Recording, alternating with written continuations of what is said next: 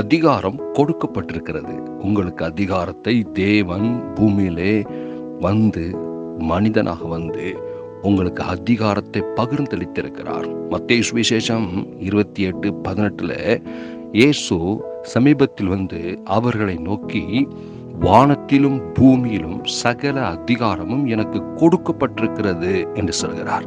பாருங்க, தேவாதி தேவன் வானத்தையும் பூமி படைத்த கடவுள், அவர் மனித அவதாரம் எடுத்து பூமியிலே மனிதனாய் வந்து நமக்காக நீச கோலம் அடைந்து சிலுவையிலே அடிக்கப்பட்டு நொறுக்கப்பட்டு இரத்தம் சிந்தி பாதாளம் வரை சென்று பாதாளத்திலிருந்து ஏறி 3ஆவது நாள் உயிரோடு கூட எழும்பி, அவர் 3ஆவது நாள் உயிரோடு கூட எழும்பினவர் பல நாட்களாக இந்த பூமியிலே வாழ்ந்து காட்டி அவர் பரலோகத்துக்கு போகும் முன்பதாக அவர் சொன்ன வார்த்தை தான், சகல அதிகாரம் எனக்கு கொடுக்கப்பட்டிருக்கிறது என்று சொல்லி. எனக்கு கொடுக்கப்பட்டிருக்கு என்று சொன்னால் அவருக்கல்ல, அது சபைக்கு கொடுக்கப்பட்டிருக்கிறது. சபை அதிகாரம் பெற்ற சபையாக இருக்கிறது. யாரெல்லாம் இயேசுவை சொந்த இரட்சகராய் ஏற்றுக்கொண்டிருக்கிறார்களோ அவர்கள் அவருடைய சபையில் சேர்க்கப்பட்ட அவருடைய பிள்ளையாக அவருடைய அதிகாரத்தை பெற்றவர்களாக மாறுகிறார்கள்.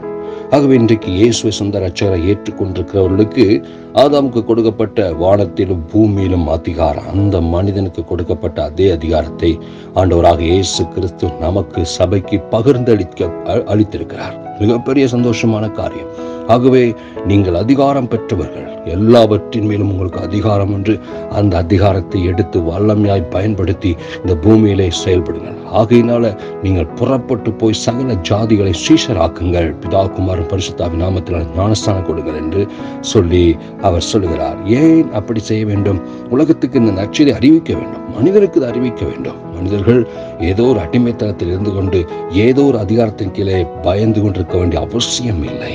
அதிகாரம் என்று சொன்னால் தேவன் கொடுத்த அந்த அற்புதமான அந்த நிமிர்ந்து நிற்கக்கூடிய பலன். அதன் விளைவு என்னவென்றால் இந்த பூமியிலே நல்ல ஒரு வாழ்க்கை வாழ்வது, ஜெயமாய் வாழ்வது, வெற்றியாய் வாழ்வது, குறைவின்றி வாழ்வது.